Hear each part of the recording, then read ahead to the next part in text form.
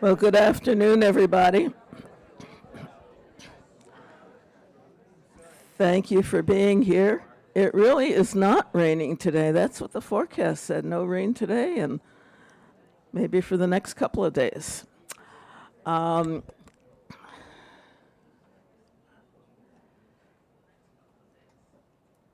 we go. There's the agenda for today. I'll make some opening remarks, and then I'm sure Erica will be here for things that she wants to add. We have two spotlights, one on the Woodworking Shop that Dan will present, and then another on the Wellness Committee with John and Barry. And Elizabeth Hoover is going to give the report on the Monday market because Jennifer is out of town, enjoying a little vacation after all the work on the Monday market.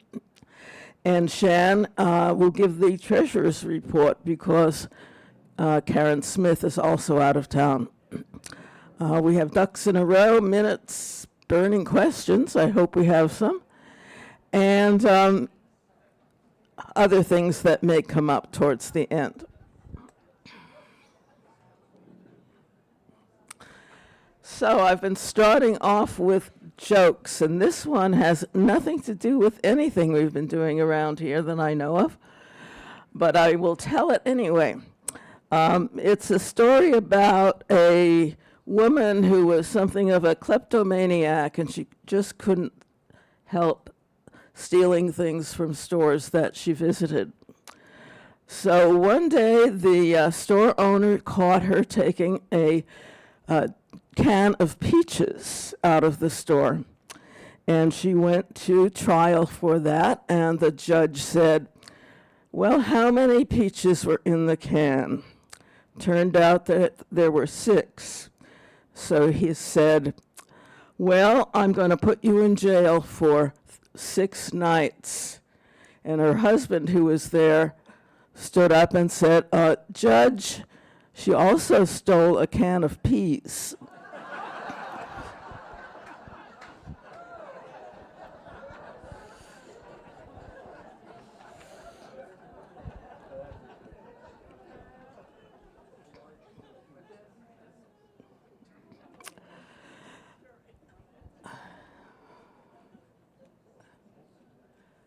Oh,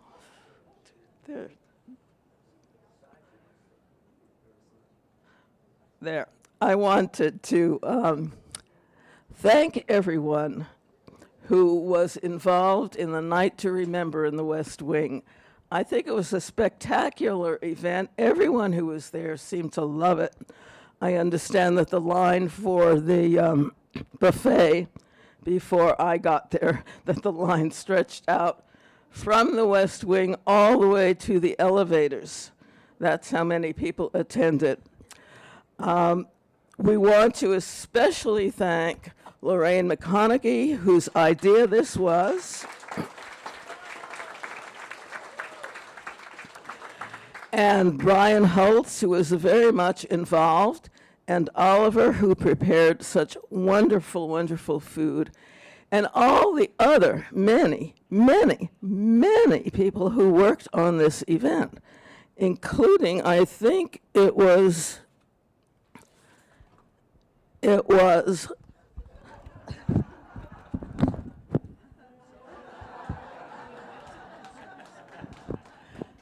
Zoa who prepared all the signage and did some wonderful work on the signage. And I was told to get over there if I wanted this particular sign before it closed. I had only a few minutes. Anyway, it was the perfect event to mark a sort of closure. I think when it was over, everyone felt as if this had been a very proper, fine way of recognizing all the many years and residents who had lived in the West Wing, who had enjoyed it so much. And most of the graffiti, if you can call it graffiti, on the walls were comments about how many years people had lived in their apartment and how much they had loved it.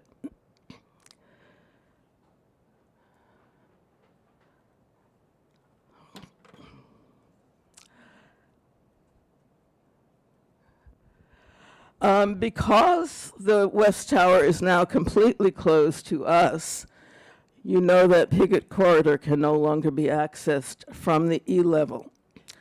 And we can still get to it by going out the front door and to our right. And then there is the ramp as well as the stairs that go all the way down Piggott Corridor into the Freeway Park. So it is still accessible to us and will be accessible all through the construction, but it's not as easy for those who were used to going down the elevator and having closer and more level access to it. But I want you to know that the Transition Committee has been meeting regularly, usually once a week. And one of the things we thought about was having a shuttle, a regular shuttle that went downtown and to other places that we commonly like to go, and then bring us back up the hill back to Horizon House. But it turned out that it is better for each of us, whenever we want to go anywhere, to take a taxi or Uber or Lyft or public transportation, of course, to the waterfront or shopping downtown or wherever. And we get reimbursed for that. It was found that having a shuttle make daily trips would wear out the vehicle too much, and it was better to have that wear and tear, as far as we're concerned, on the Uber or other vehicles. Also, it will allow all of us to plan our own schedules. It isn't as if we have to catch a shuttle on our own time. So if you want to make any trip, particularly if they're nearby and under $15, you can certainly do that as you wish. So when you want to go downtown or elsewhere, take one of those vehicles. Now, I don't know, well, I do know that about 100 of you have already signed up with Jess, but there are lots more of us who I think use Lyft or whatever vehicle. And if you haven't signed up yet with Jess, I recommend that you do this, because she has arranged with Lyft and with Uber that automatically the charge of $15 or less goes to Horizon House directly. So you never even see that bill. You don't have to bother giving her a receipt or sending it by email or whatever. If you want to tip the driver, you might want to carry some cash with you just to make it easier. Otherwise, of course, you can still do it through the Uber or Lyft app. So talk with Jess about that option. Some of you may not be that familiar with Uber and Lyft, and this may be the time when you want to start using it. So we're looking for ways that we can provide some training from those who are very familiar with how to use the app. We are also going to try group outings every Wednesday using our 12-person vehicle, the one that is already being used for outings that, now I'm blanking on her name, but you know who it is. Jenny, thank you. So we'll be announcing those in advance. You sign up with K4. There's a reason for this. This will allow records to be kept automatically of how many people sign up, how many people actually show up, how many go on the trip, and so on.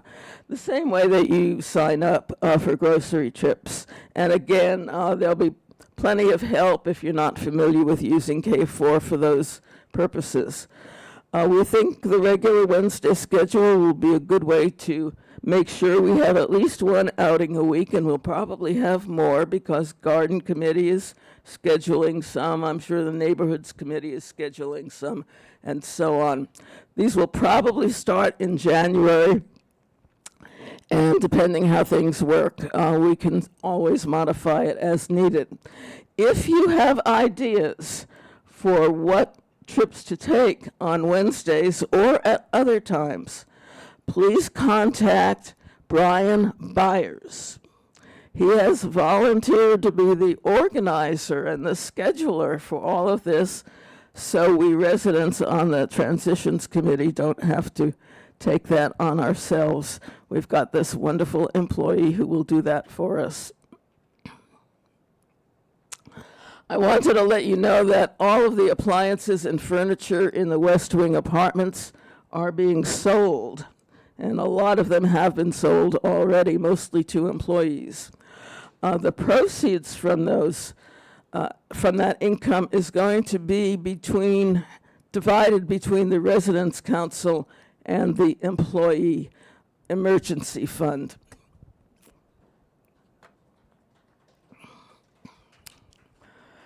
And if you'd like to know which nearby buildings welcome the public to visit and spend all day there if you'd like at no charge, watch for information that Barbara McHarg will offer the first week in December.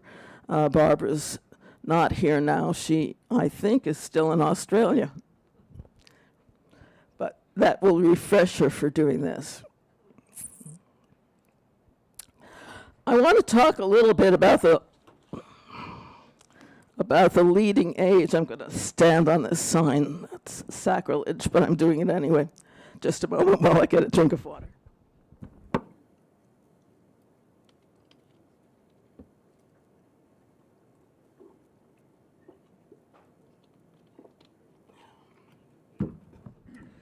I was fortunate, along with Marcia Almquist and quite a number of employees, I think there were about a dozen of us, who went to the Leading Age Conference in Boston. Erica has talked about the Leading Age Conference many times. It was held in Boston in a huge conference center, possibly bigger than the new Seattle Conference Center. It was a little difficult to navigate because on the lowest floor there they use that for where the vendors display their wares. But unlike the way the Seattle Conference Center is designed, this floor is like an atrium that goes all the way up to the upper 2 floors. And there are sky bridges, very long sky bridges to take you from one side to the other. So it's a lot of walking. But what I learned is, anybody know what that is?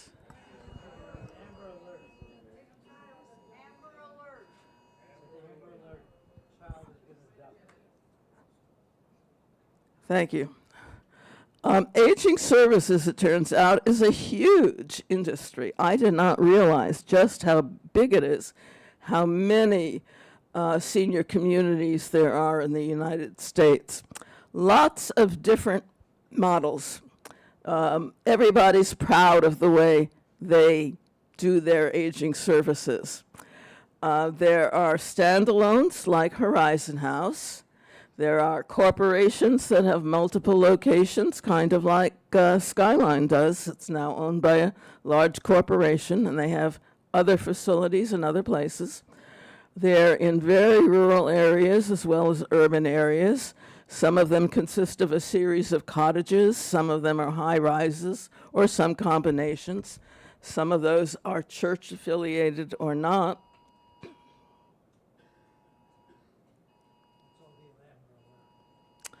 I know I don't want to compete with it if it's going to stop. Okay. And there were many simultaneous workshops at each of the sessions. So, you know, there's an hour session with maybe 15 different workshops and another hour session with a dozen workshops and so on, and you have to choose from among them. And Erica had advised us to choose several different ones individually, because we might go to one and be bored, and so we can just slip out and go to another one. So I had this long list of ones that I might want to attend. But as it turned out, my workshops ended up being in 2 different areas. I was very interested in how residents participated in decision-making in various of the aging facilities. But I ended up also going to a lot of technology workshops, which I definitely wasn't interested in because I always feel like I have no particular background in technology, but I can sort of explain why it happened that way. I discovered, and I believe this is true, that we are not unique in having residents on the board of directors, even as voting members. I think there are quite a lot who do that. I certainly saw quite a number of board members at various of the sessions. Almost all of the communities seem to have an activities director, but there were a few where residents plan and conduct the activities themselves the way we do here. Not very many. Most do have an activities director who sort of decides what their residents might like to do and arranges it. I'll tell you a little story about that. I was at one of the workshops about resident participation, and we in the audience were invited to speak up or ask questions, whatever we wanted to do. And I stood up and said, well, I'm from Horizon House, and we have residents, including myself, on the board of directors, and we plan all of our activities ourselves. So one of the panelists said, well, there are all kinds of communities, all kinds of senior communities organized in the different ways. There's no one right way to do it. But, and he was the interim CEO, I can't remember where, he said, but personally I find it easier not to have any residents on my board. And I mentioned that to Erica, and Erica said, that's fine until one day he makes a big mistake that could have been avoided by having resident input. And I had also mentioned that, you know, we plan all of our activities, but the staff help us so much by setting up the chairs, rearranging everything, making sure the microphones are where they're supposed to be, and so on and so forth. And his response to that was, yeah, but if you have the residents planning all of these activities, that is a lot of expense for staff. And yeah, it is. But we wouldn't have it any other way, would we?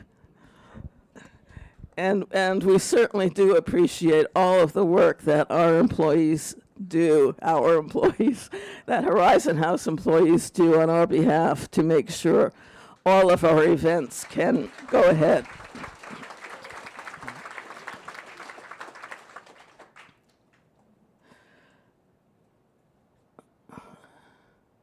Now, technology.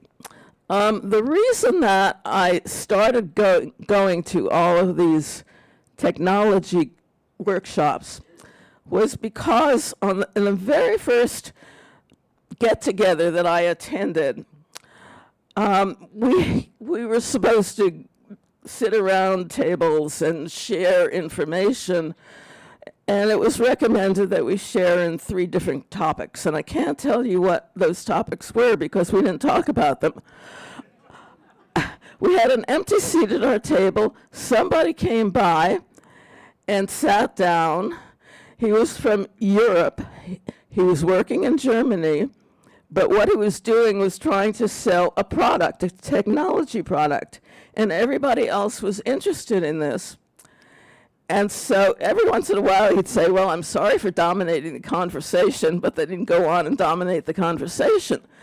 But what he was trying to sell was something like a Roomba vacuum cleaner that goes around on its own and can be programmed for where it's going to go. And where this was being used was in their assisted living or memory care units of these facilities. And it had the ability to, he said, see through walls and doors. Well, it doesn't actually see, you know, it's just some kind of radio transmission, but it is able to tell what's going on inside the room, whether a resident who isn't supposed to get out of bed is trying to get out of bed, or if they're breathing, or if they're somewhere in the room they're not supposed to be, or whatever, and sends that information to the nursing station. So instead of the nurses having to do rounds every hour, the robot can do the rounds every hour, and the nurses the alternate hours, so they don't need quite as many professional employees doing that work, and the nurses can do work that only they can do during the time that they save. And this seemed to be a very common problem. Well, it is a common problem. I think everybody is encountering it. Because the personnel costs, as you heard from Christy yesterday, the personnel costs are the biggest part of our budget, certainly, and of any of the community's budgets. And our communities just cannot afford to increase the number of employees, even if the number of residents increases. So every community is looking for technology to handle the routine tasks. I didn't hear anybody say that this would allow fewer employees. Every administrator seemed to believe that nobody was going to get laid off because of the technology. The technology was just going to be able to enhance the ability to do the work that's already being done. And, you know, you might think of even here, we now have the technological means to check out ourselves from the bistro.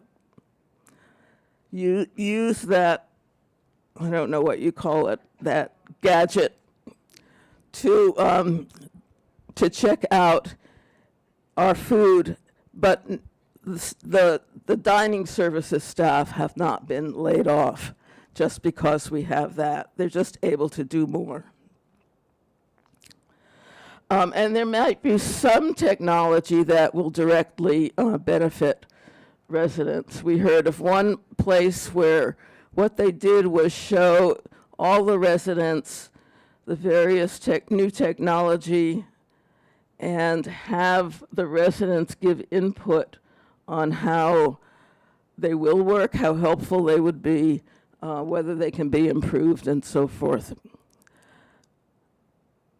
I did not see anything that I thought would be immediately useful for us, but there may be. I didn't dig that deep into what all of those gadgets are.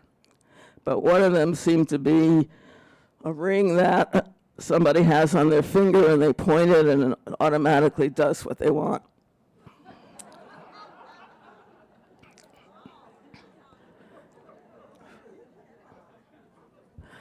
I want to add that Horizon House and Erica in particular are very well known and respected. Sometimes I would go around, I'm wearing my name tag that says I'm from Horizon House. And they said, oh, Horizon House, I have a connection with it. Most of them seem to know about the new West Tower.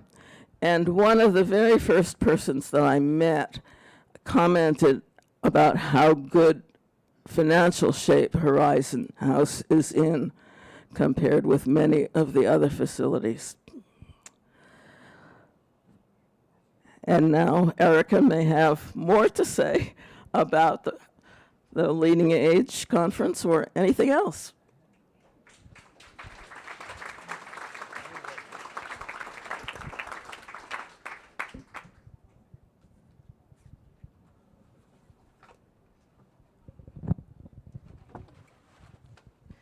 Thank you so much, Ronnie. We are so fortunate that we could have, this wonderful group of residents and team members, go and learn together and really also just highlight Horizon House. Again, we have this huge project and we have this wonderful model, even aside from West Tower, we have this wonderful model that we want to make sure that we are sharing with others. So it was great to have everyone there. To me, that is how change happens and how you can keep an organization moving forward when you have people from all levels of the organization, including board of trustees and residents, kind of learning all at the same time. You can get people excited. And the great thing about Horizon House, if there are things we want to do, we can actually do them.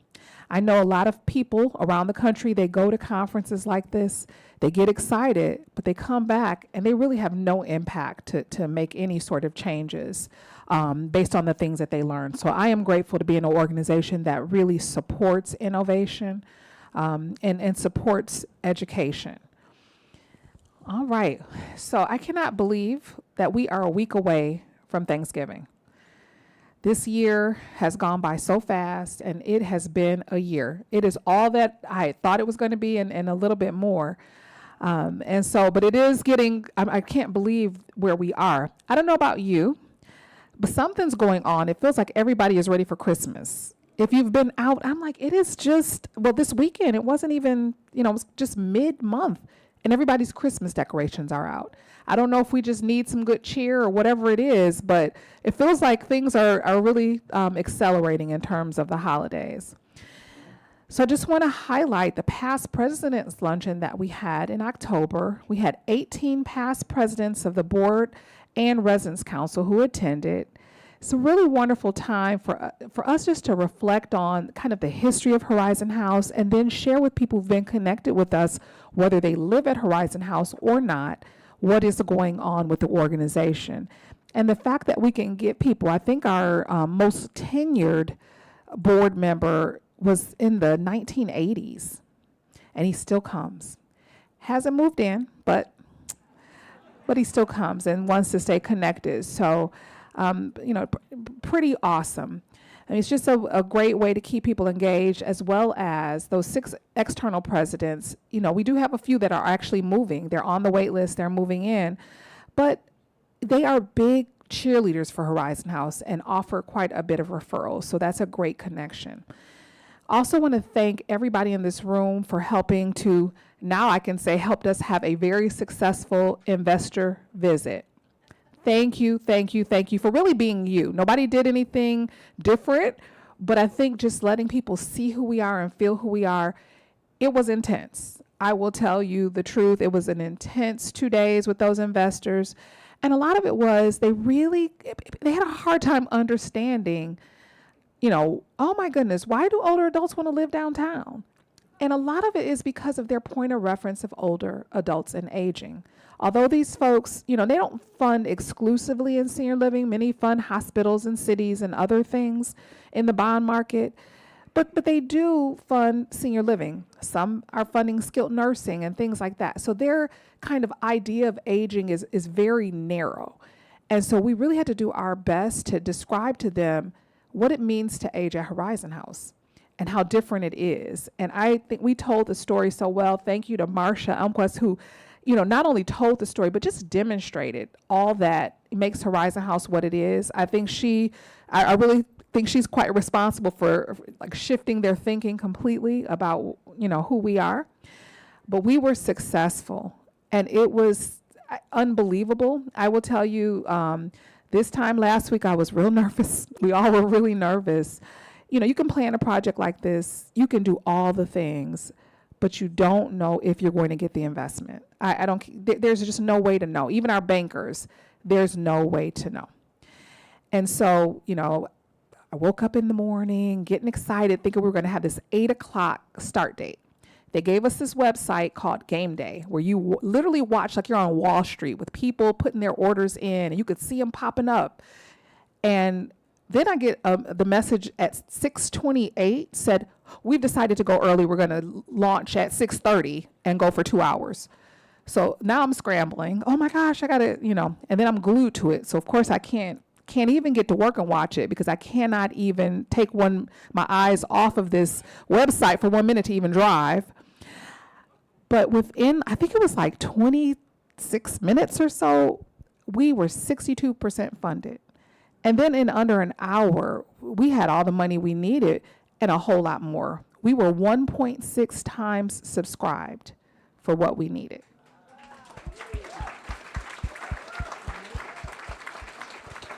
And that hand really goes to all of you. It wasn't like what happened in the last 6 months, last year, even really the last 3 years that made that possible. I mean, these folks, when you talk about going through everything about Horizon House with a fine-tooth comb, imagine them doing that 10 times over.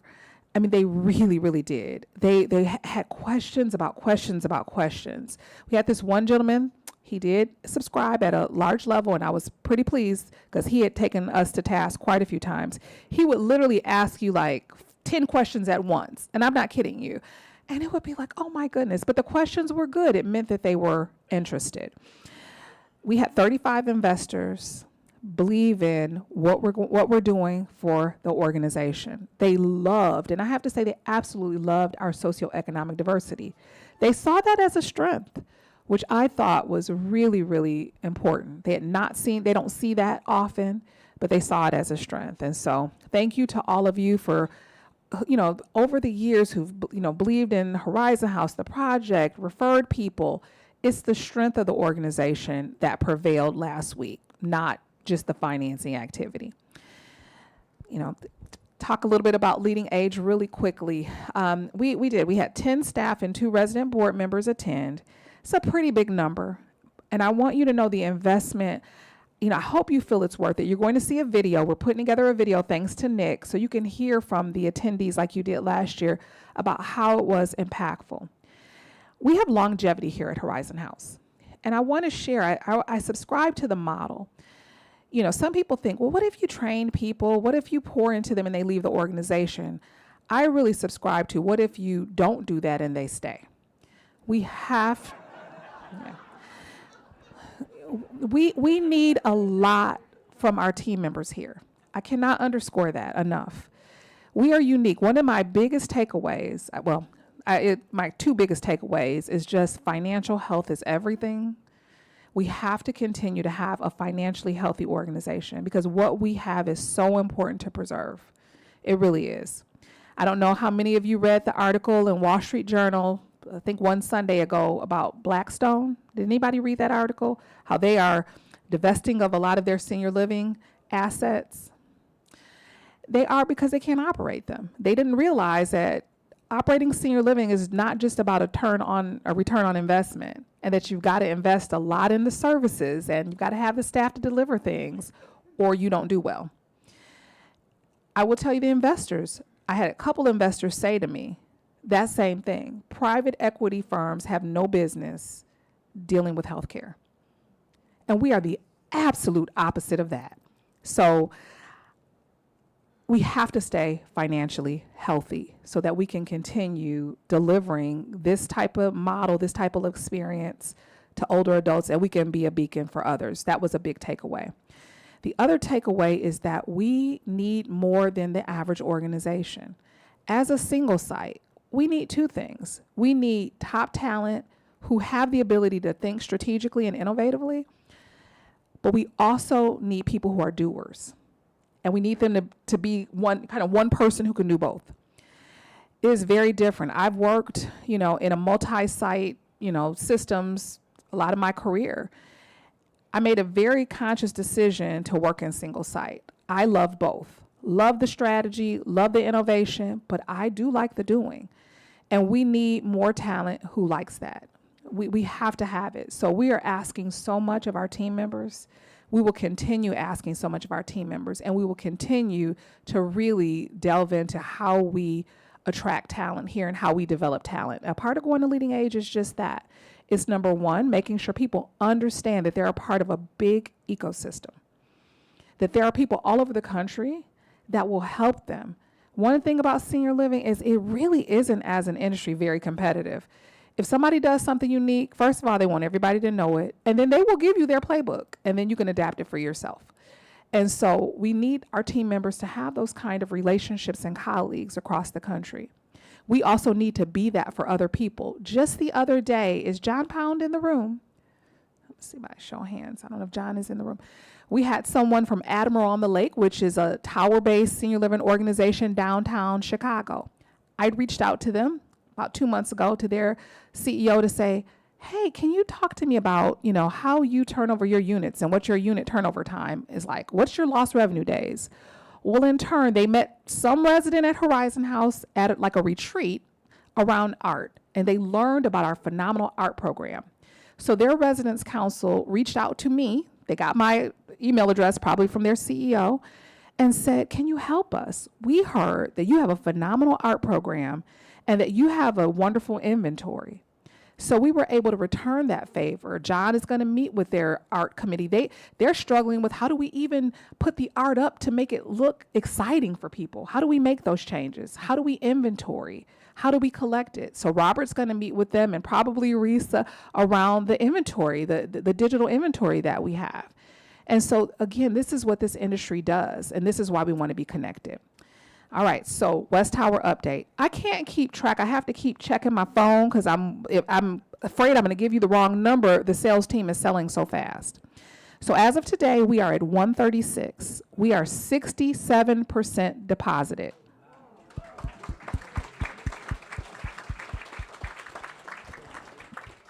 Again, thank you to all of you. I mean, people are not moving here just for a building. They're moving here for the experience that you all have. One of the biggest issues we're struggling with is people wanting to move in too soon. It's like, you gotta wait. We need you to hold your deposit.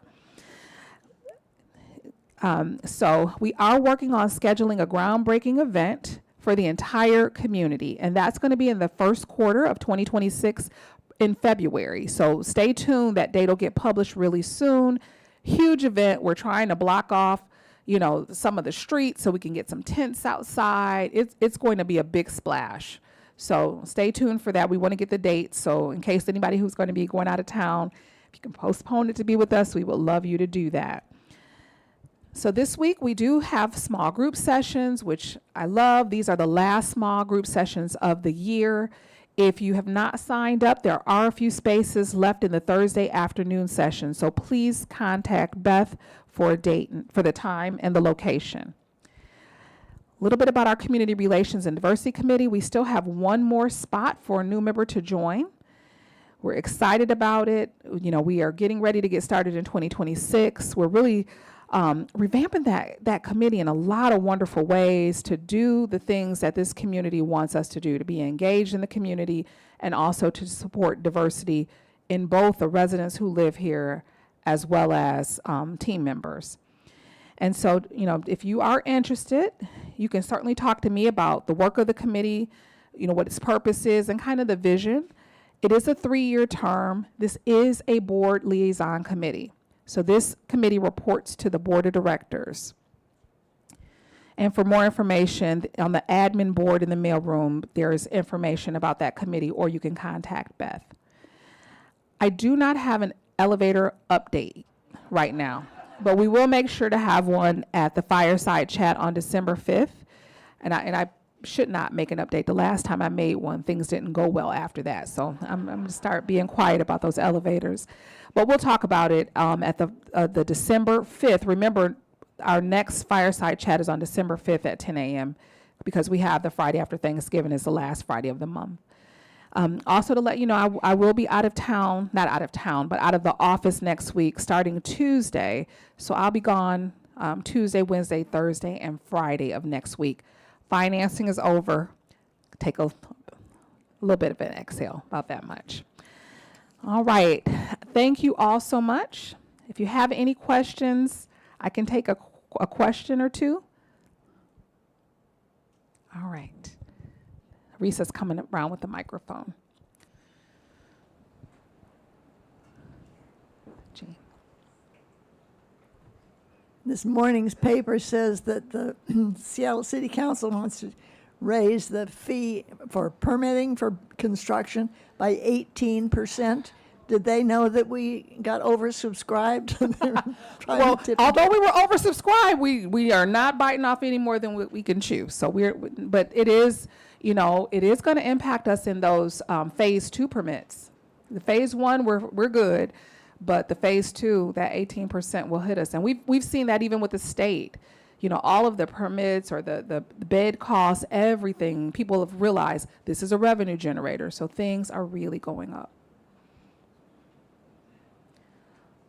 All right, well, thank you all so much for letting me have time on your agenda.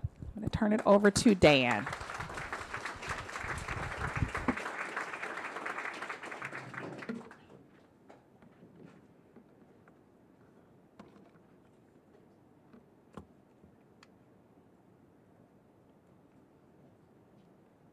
Come on up, Dan.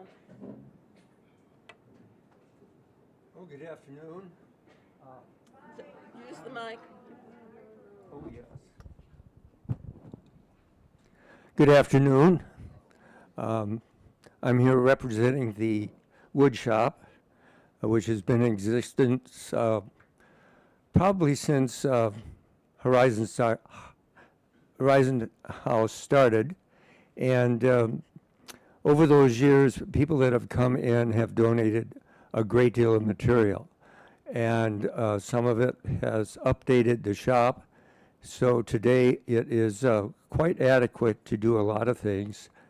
And so I'd like to say something about each one of our projects this year.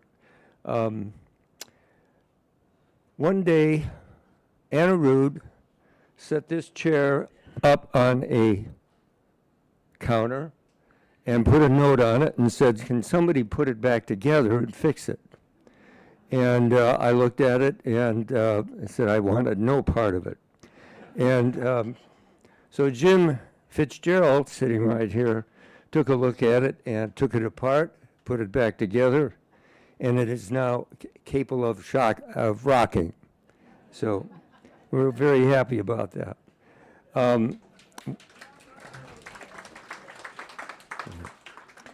And we have a toy making group consistent of myself and Ted Bouchert and also Jim Fitzgerald and Jim Spraker, which is right there, and Dick Cole, yes, of course.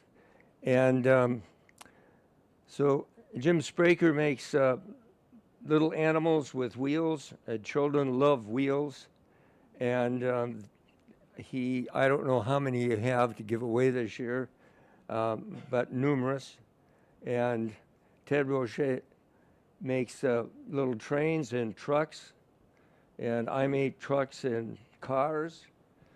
And this little guy is a duck that wobbles when you pull it. And especially the young children just really appreciate it. And Dick Cole kind of bought one back east, copied it, and then reproduced all these parts, which are on different angles. And he did a great job. So Jim Fitzgerald and Dick put together about 20 of these to give away this Christmas. And these toys will go to REACH, which is a nursery group of school-age, preschool children, and that will be done probably the second week of, right on. Okay, second week of December. So that's my report. Anybody have any questions?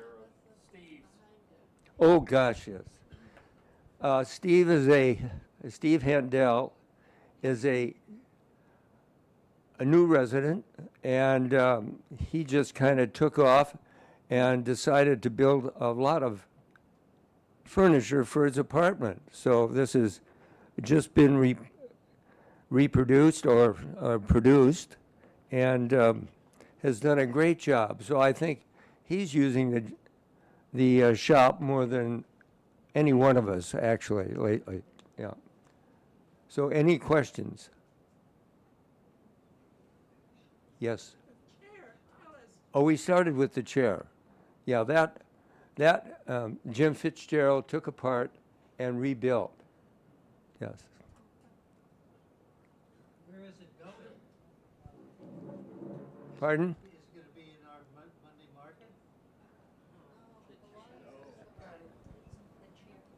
market? Nothing goes to the Monday market that I know of. Where is it going to go?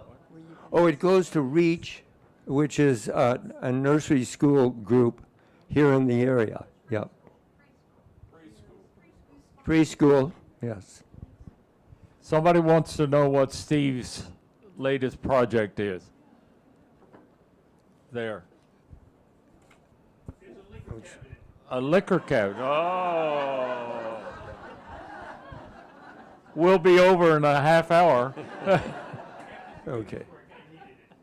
So let me introduce the Wellness Committee, John Hamm and Barry Edmond.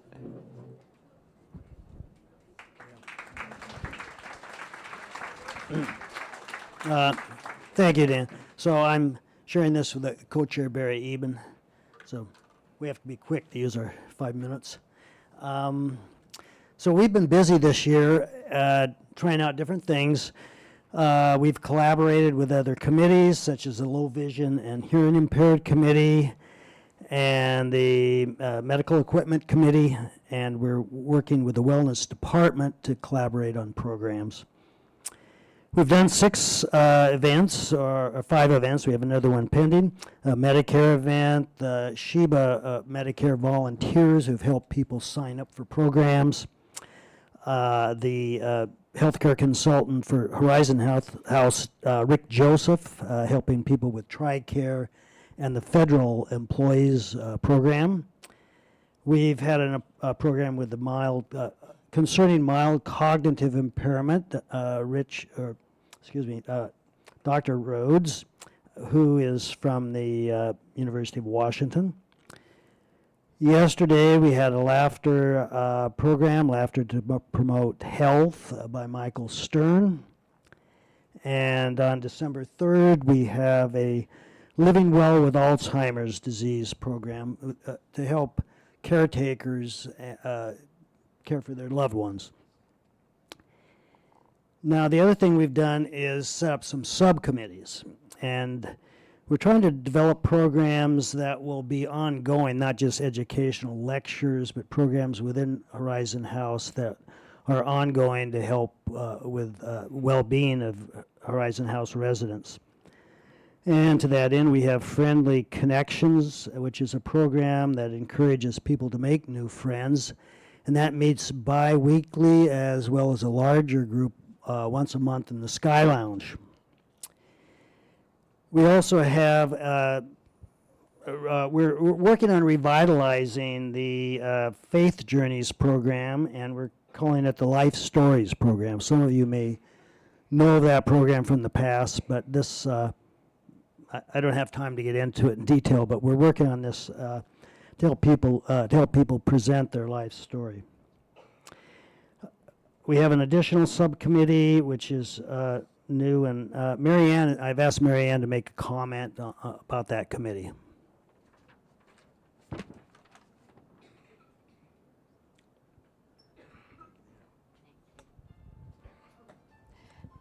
Please join me in remembering a great icon.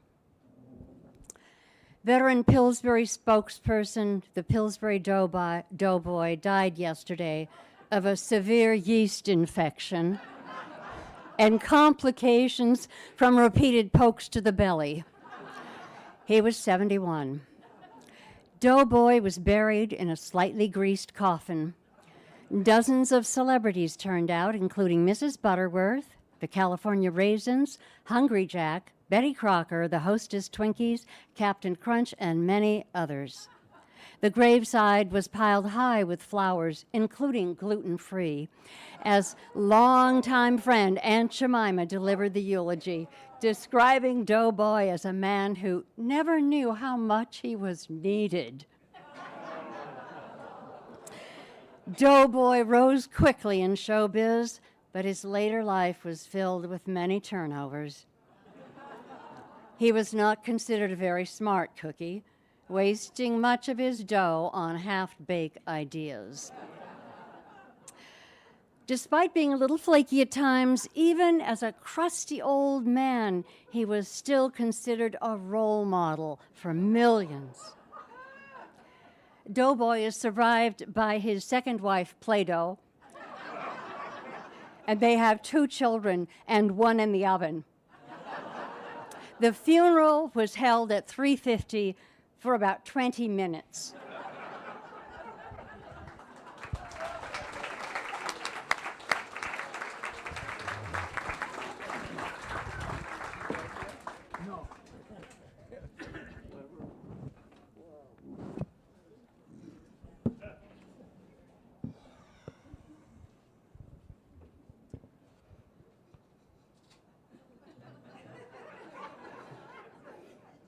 Mirth. I prefer dour. I'm thinking of setting up a program to complement Good News with Norm. I'm going to call it Bad News with Barry. Thank you, Marianne. That was wonderful. Where'd you go? So I'm going to give you like a minute and a half on the Ministry of Mirth. The goal of the Ministry of Mirth is to instigate, encourage, incubate, and promote frequent laughter in the residential cohort.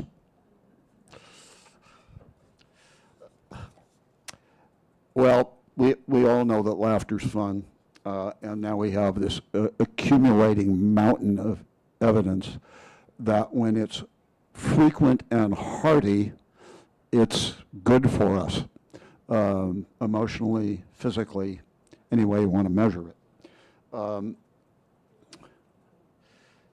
In July, the Ministry of Mirth was, so to speak, birthed when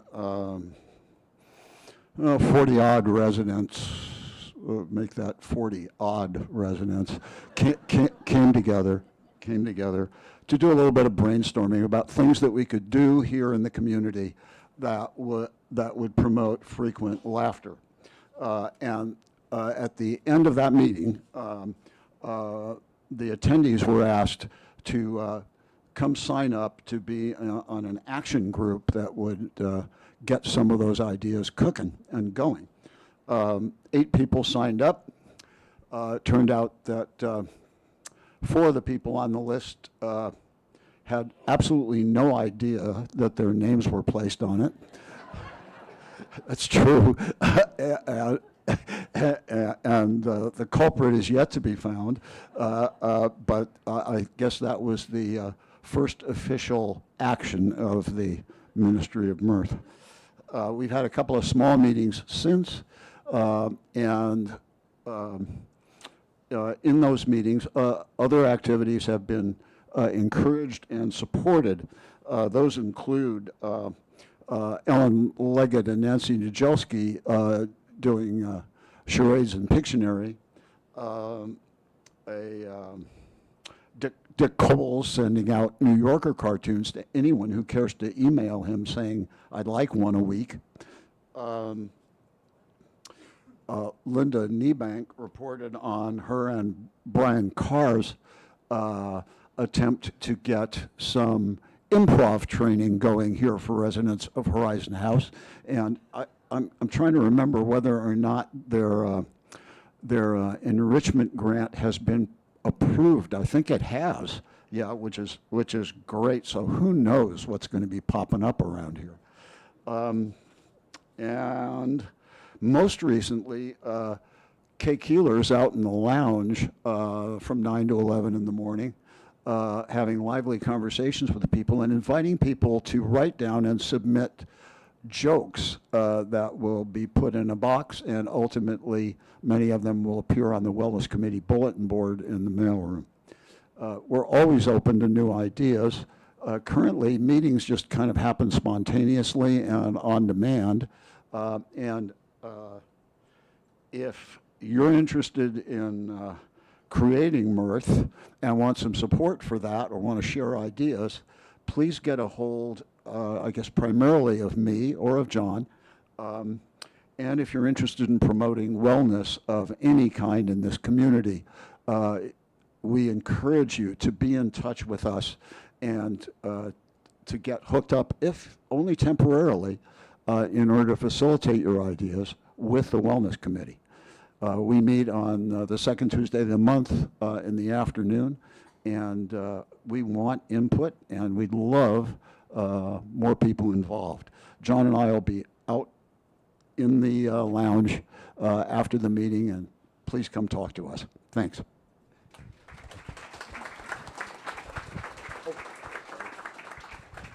Elizabeth will be here to talk about the market.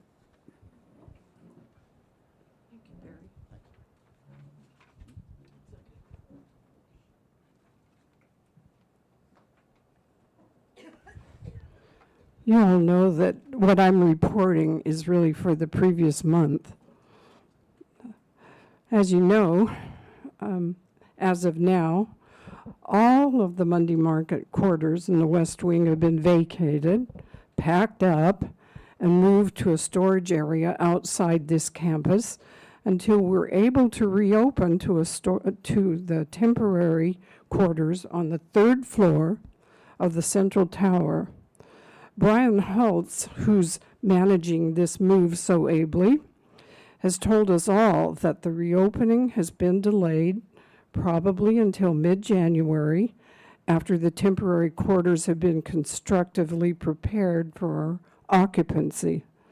So we're all missing our weekly gatherings at the marketplace, and especially the opportunity to purchase at such reasonable prices the interesting new items we usually find there to buy on a weekly basis.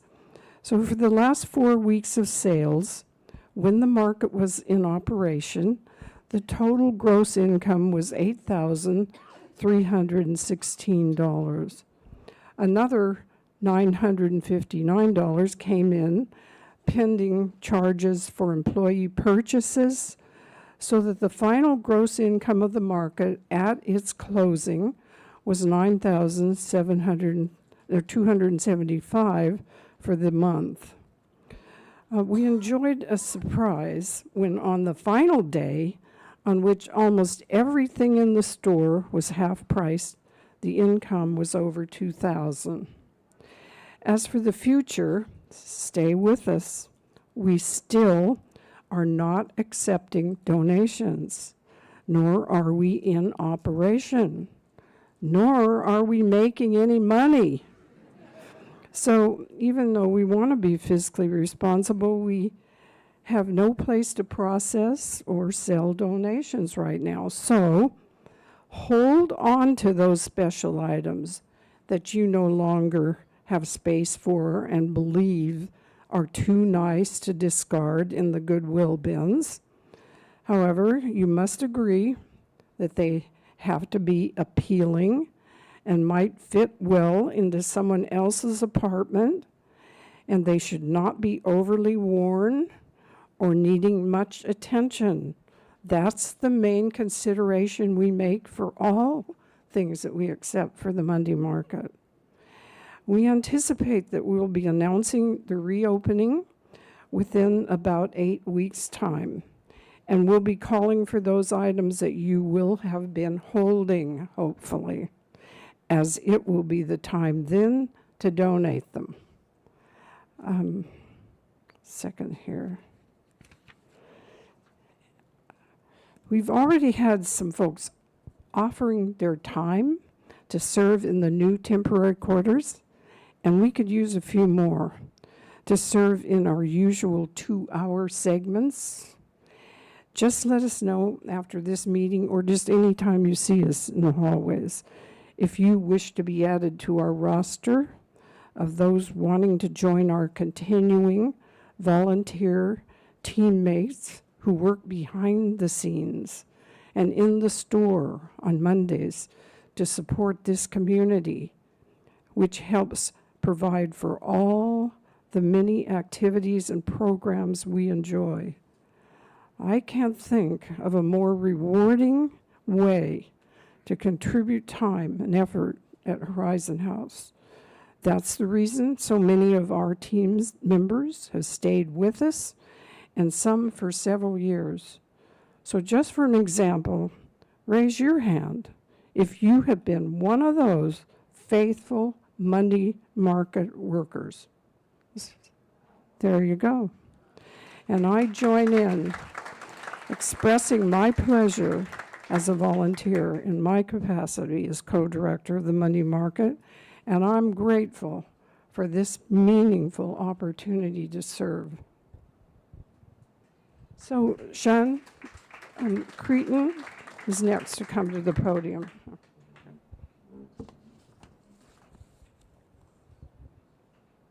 Stay back here. You want to keep coming? Go ahead. Okay. It's really crowded, isn't it? I know.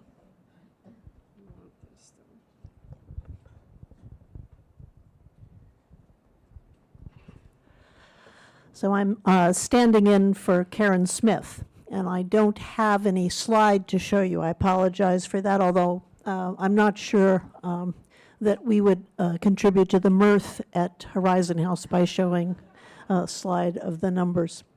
So I'd just like to say that the planning meeting of the Residents' Council did approve a 2026 budget and also updated the expected income on the 2025 budget to include the funds that we expect to receive from the Horizon House Board to compensate for loss of income to the Monday market.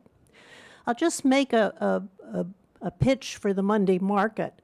When we first moved in, I thought it was kind of an interesting little side thing that went on in the basement, deep in the bowels. But what I've come to realize is this really is a totally essential part of Horizon House. If it weren't for the Monday market, we wouldn't have the programs that we have. And so don't just think of it as something you might do. It's something really important, and it is our source of income, and that's why the board was willing to help us offset lost income during the time of the West Tower construction. So I'll just say that the updated Horizon House 2025 budget now shows a total of $111,500 in income. And that still leaves us with an anticipated net loss at the end of this December of over $13,000. Now, that number isn't necessarily where we are going to end up, because when I look back for several years, we often project more expenses from our committees than we actually spend by several $1,000s. So it's possible that we may come closer to breaking even at the end of 2025. But it is a note, put a pin in it, that you don't want to continue to have losses year after year in any nonprofit, which we are. So in the 2026 budget process, we had about $125,000 in expenses that were requested and approved in 2025. In 2026, we actually got requests for $132,000. As you know, some committees reduced the amounts that they were asking for. Others wanted to increase and grow their programs in waves. The Budget Committee looks at this, and they try to see whether there are some of those requests for adding to programs in committees that might duplicate things we already have. And just to give an example, we have Wednesday Night Live every Wednesday. We have other musical programs that also present music at various times. And so you can look at that and say, you know, is this something that could be handled somewhere else, or is it duplicative of things we already have? So the Budget Committee actually ended up recommending about the same amount in committee expenses, $125,685. And we projected an income for 2026 of $111,000. That's slightly down from what we projected for 2025 because we didn't make a projection for any income from what is called other contributions. What are other contributions?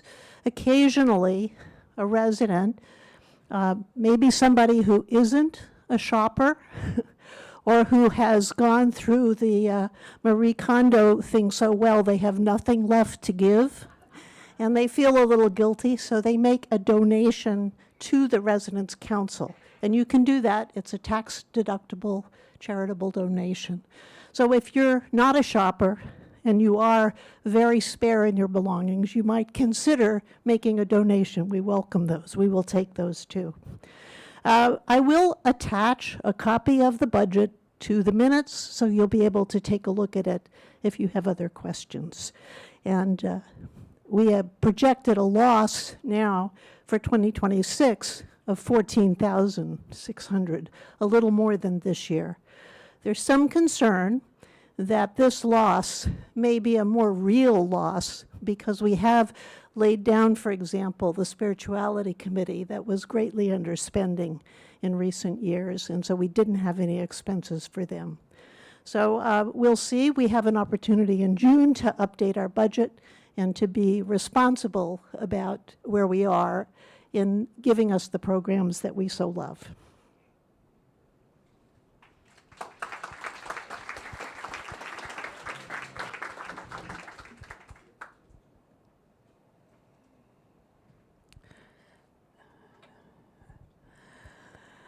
I'm very pleased to announce, as I always do, who has received their Ducks in a Row sticker this past month. And they include Jean Durning, Grant Hildebrand, and Miriam Sudemeister. If you are here, please stand so we can recognize you for your accomplishment.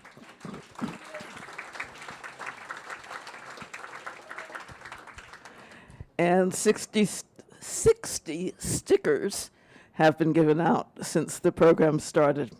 And now I'll call on Shan again for the approval of last month's minutes. The minutes of the October 21st meeting were distributed to council members for review and corrected. Do we have any additional corrections? So hearing none, the minutes stand. And they will be posted on HH Connect, and they'll also be available in the library in the Residence Council Minute Book. I do have a question. Would you raise your hand if you have ever read the minutes of the Residence Council meeting? More people than I expected, so that's...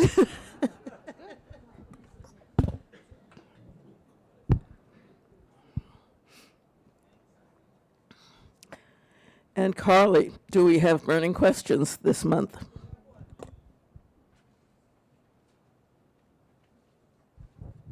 Thank you. The burning question is, the ceiling lamps that are paired with fans in each room in our central tower apartment are very dim. Could we get brighter lights? Okay, so I guess a few people have experienced this. The answer comes from Jay, our resident services associate who sits close to the front desk.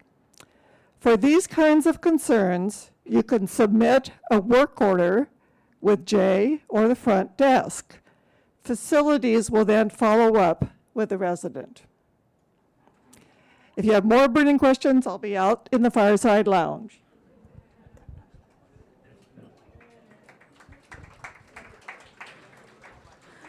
I want to follow that up by saying that I submitted 2 facilities requests this morning with Jay, and I had someone in my apartment an hour later.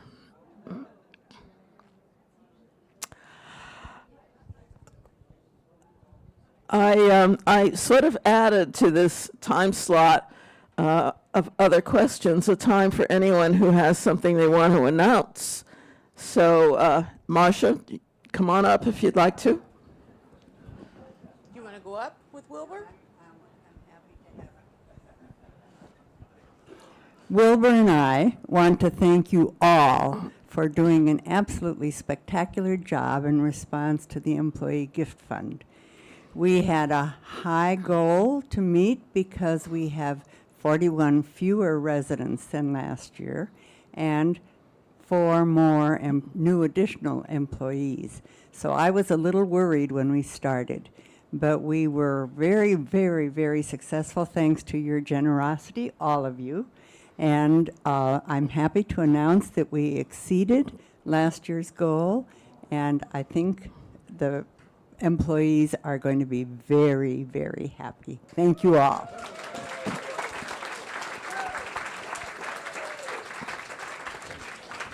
And Marcia, do I understand that you're now referred to as Mrs. Wilbur? The staff calls me Mrs. Wilbur. Jenny? I want to announce that 3 weeks ago, Gloria Thiele called me and said, don't you think we should have a canned foods drive here to help the people that we're reading about that aren't getting food for their children, food for their animals, and for themselves? And so we put in an announcement in the alert, and in 2 weeks, we've collected $3,200. Again, the generosity of this community. And we've divided it equally between the food bank that's at the Pike Place Market that serves the downtown community and the Rainier Avenue Food Bank that have come and done a program here. So thank you all for your generosity. Thank you for getting that money in so quickly. And I was so glad we weren't collecting canned foods because I was going to try to drive it different places.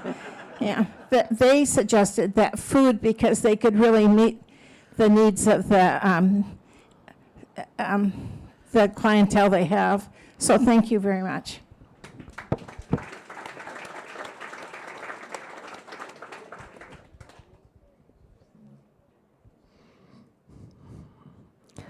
Nancy? I was wondering how the art sale did and how much money was put then in from the art sale. Mary Ann, your wonderful job on that. Thank you, thank you, thank you. But how much?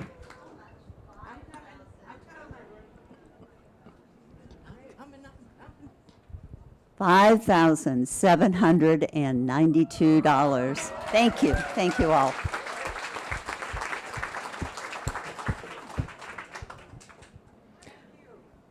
Other announcements or questions? I want you to know that I asked Risa, there's so much going on here that we always run over an hour, so I've asked Risa to make this officially a 2:30 to 4 o'clock meeting, just so we don't all get thinking, oh, we're running over time. We're okay. No other announcements or questions? Yes, Shan. Next month, it would not be wise to run over because there is a concert from the Horizon House Singers that is scheduled to start in this same room at 4 o'clock.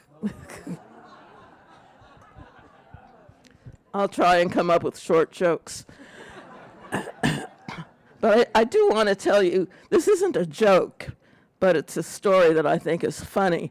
After the Leading Age Conference, I went to visit a friend in Cape Cod, and I was taking the bus, and as we drove along, I would see a wind turbine, you know, the kind that produces electricity. But when I've seen wind turbines before, they've been clustered. I mean, 100 of them on a real wind farm, but these were just by themselves, individual ones. And then as we approached the bridge going over to Cape Cod, there were 4 of them. I mean, that was the most I saw in any group. So I kind of asked, how come there are so few? And the real answer was, well, we're not used to them yet, and there's a lot of bureaucracy. But he said someone else who was from out of state riding on the bus saw them and asked what they were. He'd never seen them before. So the bus driver said, well, this is an Air Force project. If there should be any missiles attacking this area, the turbine turns this way and rises up. And the passenger said, well, what about the wires?